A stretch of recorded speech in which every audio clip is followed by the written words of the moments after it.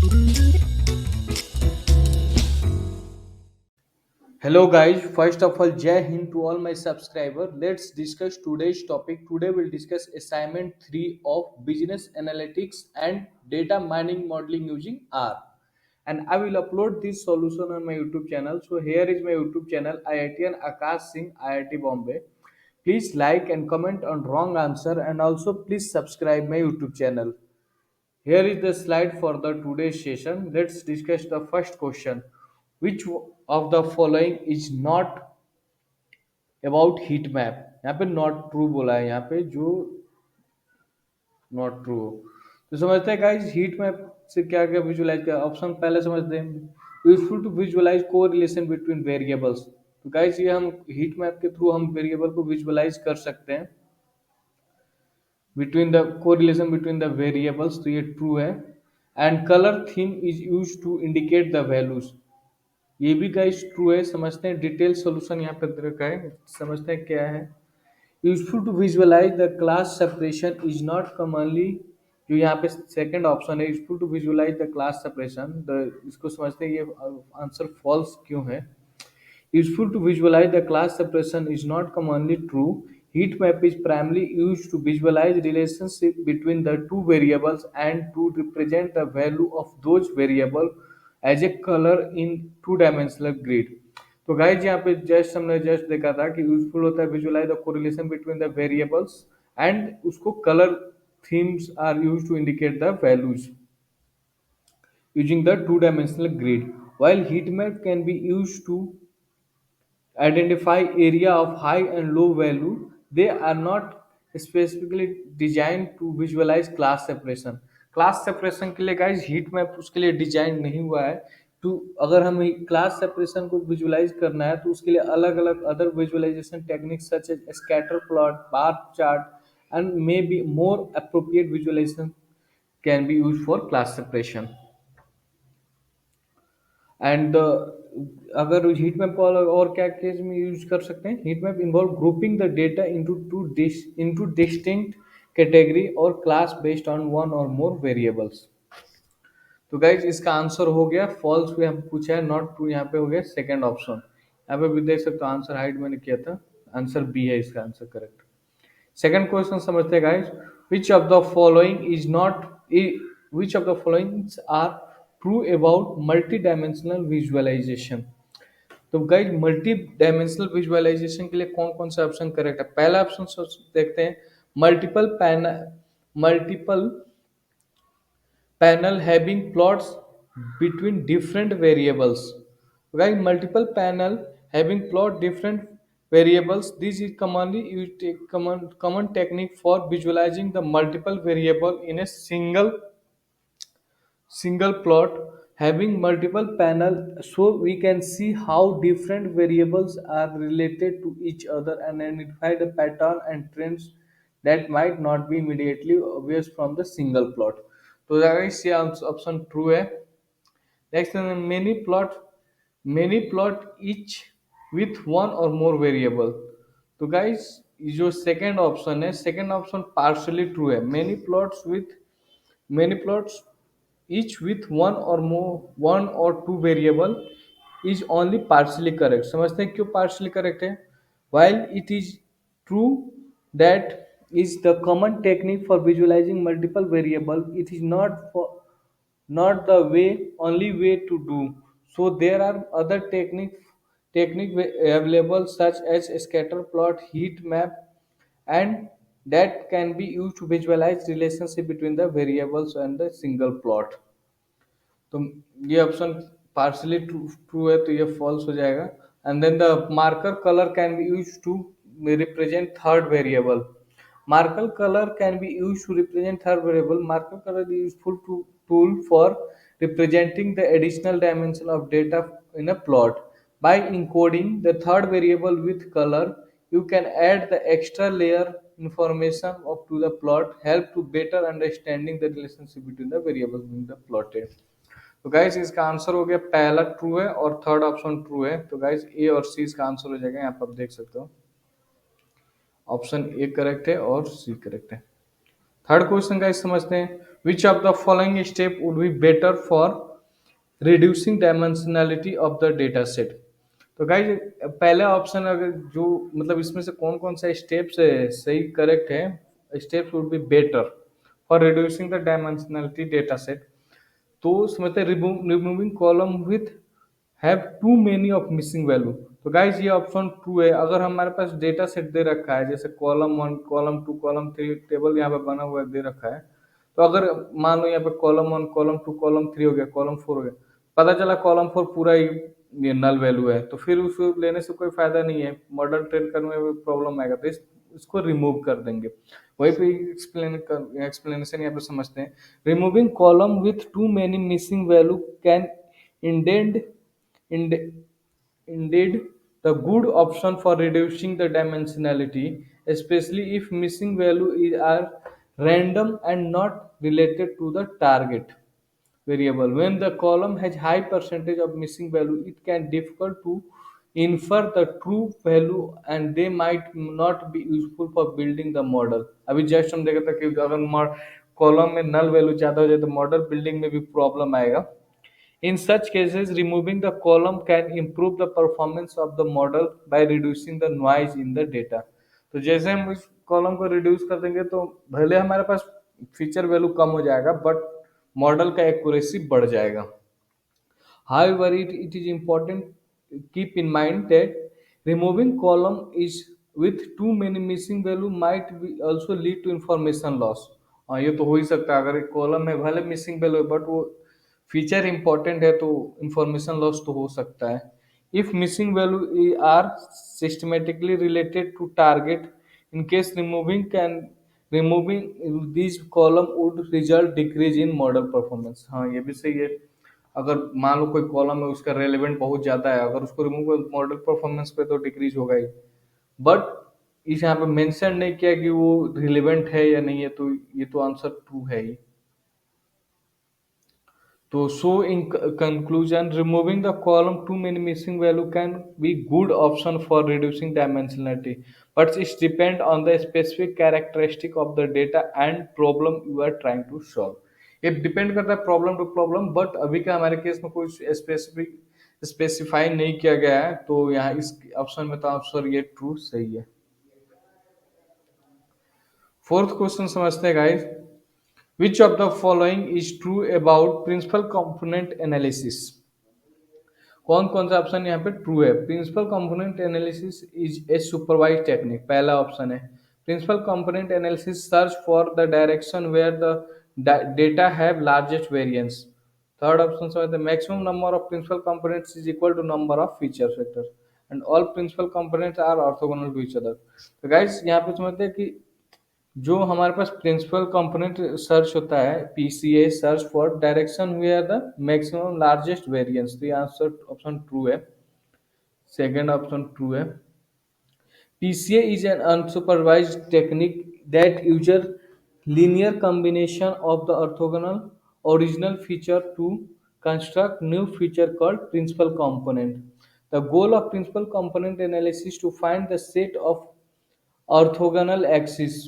यहाँ पे जो हम पूछ रहे थे कि लास्ट में जो प्रिंसिपल का ऑर्थोगोनल, ये भी ट्रू है क्योंकि पीसीए का ही मीनिंग होता है कि ऑर्थोगोनल एक्सिस उसे बनेगा। PCA can find the set of orthogonal axis that capture the most variance in the data and the first principal component in the direction which capture most variance and second principal component orthogonal to the first and capture the most variance possible in the remaining direction।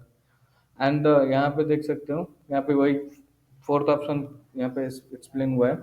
All principal components are orthogonal to each other. The principal components are constructed to be orthogonal to each other meaning they have zero correlation, means that information contains one principal component is uncorrelated with information contain the guys। अगर पता है कि दोनों component अगर orthogonal है तो इनका dot product zero हो जाएगा। किसी भी अगर सिमिलरिटी या फिर सेम चेक करने के लिए उसको डॉट प्रोडक्ट देखते हैं, वहीं से यहाँ से डॉट प्रोडक्ट इसका जीरो हो जाएगा, मतलब ऑर्थोगोनल है। और वही यहाँ पे एक्सप्लेन करके रखा है कि principal component orthogonal meaning they have zero correlation, दोनों के बीच में कोरिलेशन नहीं होगा। and the information contain one principal component is uncorrelated with information contain the other principal component in it. जैसे पहला प्रिंसिपल कंपोनेंट रहेगा, ये दोनों ऑर्थोगोनल होगा, तो इसका जो इन्फॉर्मेशन होगा इससे कुछ कोरिलेशन नहीं होगा, दोनों के बीच में 90 डिग्री होगा एंगल। और यहाँ पे लास्ट ऑप्शन समझते हैं, PCA is unsupervised learning meaning technique meaning that they do not use label data. Unsupervised learning का जो टेक्निक होता है उसमें लेबल डेटा नहीं होता है। The goal of PCA to identify pattern in the data and reduce the dimensionality rather than making the prediction based on the label data. This statement partially true. So इसका ये सब सम partially true है, तो इसका आप सारा option correct है guys, all true है, तो इसका आंसर मल्टीपल करेक्ट है, all option are true. A B C यहाँ पे देख सकते हो, इसका हाइड कर लेते हैं। आप लोग को पीडीएफ चाहिए होगा गाइस, डिस्क्रिप्शन बॉक्स में स्टेप्स दे रखे हैं कि हाउ टू गेट पीडीएफ, तो वहाँ से आपको पीडीएफ मिल जाएगा, तो आप स्टेप्स फॉलो करिए और आप लोग पीडीएफ मिल जाएगा, जहाँ से डिटेल सोल्यूशन यहाँ पे पढ़ लेना। आप डिटेल सोल्यूशन पढ़ोगे तो क्वेश्चन की अंडरस्टैंडिंग बढ़ेगा और उससे आपको फाइनल एग्जाम में बेनिफिट होगा। गाइस पीडीएफ के लिए देख लेना, नहीं तो वीडियो पॉज करके पढ़ लेना, आपको जैसे बेनिफिट लगे वैसे कर लेना। Which of the following, fifth question देखते हैं, which of the following are dimension reduction technique. इसमें समझते हैं डायमेंशन रिडक्शन टेक्निक में कौन कौन से आते हैं। तो गाइस यहाँ पे पहला option domain knowledge, domain knowledge यहाँ पे समझते हैं इस ऑप्शन को, domain knowledge indeed the dimension reduction technique and it can be use to identify relevant features and eliminate redundant or irrelevant information from the data. तो right, domain knowledge अगर होगा तो उसमें से हम डिसाइड कर सकते हैं कौन सा फीचर रिलेवेंट है और कौन सा रिलेवेंट नहीं है। वही यहाँ पे बोल रहा है कि principal component dimension reduction technique में ये यूजफुल है डोमेन नॉलेज, तो ये ट्रू है। फिर देखते हैं second option, data exploration technique. Data exploration technique such as plotting and visualising data can use to gain insights into the structure of the data and inform choice of dimensional reduction technique। कई जगह हम कुछ भी variable को अगर plot करके देखेंगे तो उससे आइडिया लग जाएगा कि कौन सा इससे इंसाइट्स निकल जाएगा प्लॉट से, कोई रिलेवेंट है कि नहीं है, तो उससे ये भी ऑप्शन करेक्ट है, डेटा एक्सप्लोरेशन टेक्निक भी करेक्ट है। डेटा कन्वर्जन टेक्निक, ये समझते हैं डेटा कन्वर्जन टेक्निक क्या होता है। Such normalisation and scaling can be use to transform data in a way that more suitable for dimensional reduction technique and highlights the case of aspects। अगर हम data को normalise कर दें, scale कर दें, तो अच्छे से विजुलाइज कर सकते हैं, तो ये भी ऑप्शन करेक्ट है, डेटा कन्वर्जन टेक्निक भी ऑप्शन करेक्ट है। ऑटोमेटेड रिडक्शन टेक्निक, ये समझते हैं गाइस क्या ऑप्शन है। Such as principal component analysis and linear discriminant analysis LDA are commonly used to automatically reduce the dimensionality of the data while preserving the relevant information। तो guys ये भी option correct है, LD और PCA जो होता है दोनों automate the reduction technique होता है, ऑटोमेटेड कर देता है इसको, तो रिलेवेंट इंफॉर्मेशन इस यहाँ से एक्सट्रैक्ट कर पाए उस फीचर्स को। लास्ट ऑप्शन सकते हैं guys, data mining technique such as clustering and association rule mining can be applied to reduce dimension data in order to uncover pattern and relationship that might not be evident in the original or high dimensional data। This technique is also benefit for increasing interpretability and computational efficiency or that results of dimensionality reduction। Right, data mining technique भी answer true है, तो इसका answer all of the above होगा guys, तीनों सारा answer correct है इसका। तो गाइस आप लोग पीडीएफ ले लेना, वहाँ से आप लोग डिटेल सॉल्यूशन पढ़ लोगे तो अच्छे से समझ आ जाएगा, फाइनल एग्जाम में आपको बेनिफिट होगा। तो पीडीएफ के लिए रिक्वेस्ट कर लेना, वहाँ से आपको पीडीएफ मिल जाएगा।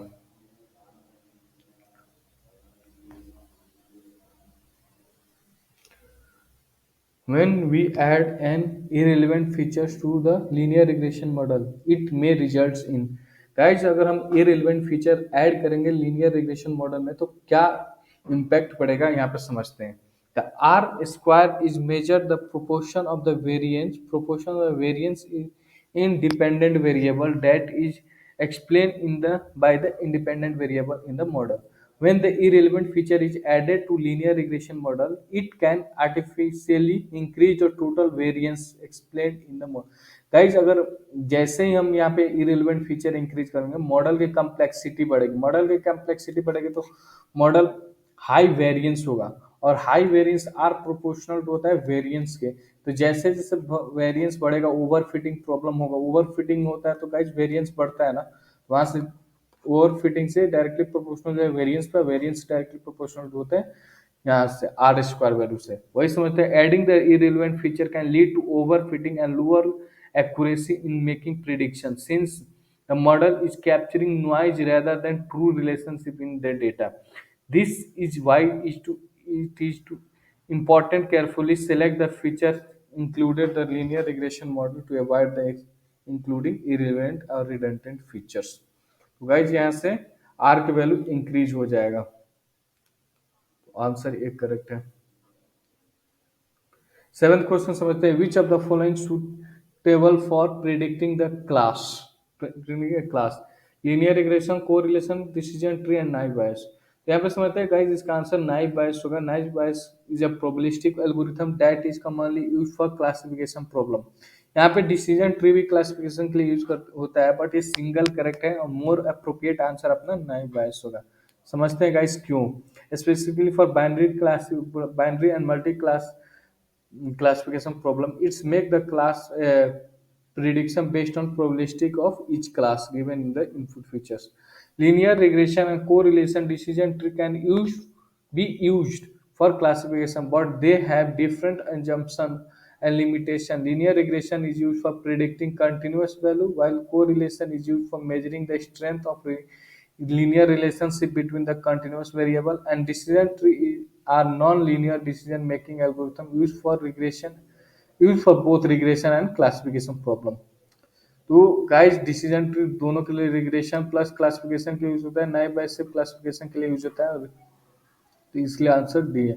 समझते हैं गाइस नाइव बायस क्लासिफायर क्या होता है, तो यहाँ पे डिटेल सोल्यूशन समझते हैं। Naive bias is a probabilistic algorithm used for classification problem. It is based on Bayes' theorem, which states that probability of a class given the set of features can be calculated by multiplying the prior probability of the class with likelihood of the features given the class. And the naive Bayes features is assumed ये यहाँ के assumption है इस model का assumed to be independent of each other. Guys इसका feature को assume करते हैं तो सारा इंडिपेंडेंट होता है, मतलब एक feature one not depends on feature two like that, which is why it is called naive. The algorithm make class prediction based on the probabilities of each class given the input features, often used by binary and multi-class classification problem. And naive Bayes is a several includes in naive Bayes has several variants include Gaussian naive Bayes, multinomial naive Bayes, and Bernoulli naive Bayes, each of which suited for different type of data and problems. Naive Bayes is fast and simple algorithm can be work well and large number of features can be applied by wide range of application including the text classification, spam filtering and segment analysis. तो guys ये सब application है naive बायस का, तो आप लोग PDF रख लेना अपने पास, इसमें डिटेल्स सॉल्यूशन है, स्टेप्स फॉलो करना, डिस्क्रिप्शन बॉक्स में दे रखा है, उसके अकॉर्डिंग आपको पीडीएफ मिल जाएगा। पीडीएफ में का ही डिटेल सॉल्यूशन है, आपको बहुत ज़्यादा बेनिफिट होगा। नेक्स्ट क्वेश्चन समझते हैं which of the following is true about correlation analysis. तो गाइज यहाँ पे कोरिलेशन एनालिसिस के लिए समझते हैं use to measure the strength of association between the variables. ये ऑप्शन ट्रू है, समझते हैं क्यों है guys. Is correct while other two statement related to correlated analysis. यहाँ पे जो अदर टू ऑप्शन है use for estimate the effect of multiple independent variables on a dependent variable, use to predict y based on x, ये दोनों false है। The main purpose of correlation analysis is to measure the strength and direction of the relationship between the two variables. Correlation can be provided information about association between the variables, but it does not imply causality. This means that just because of two variables are correlated doesn't mean one cause the other.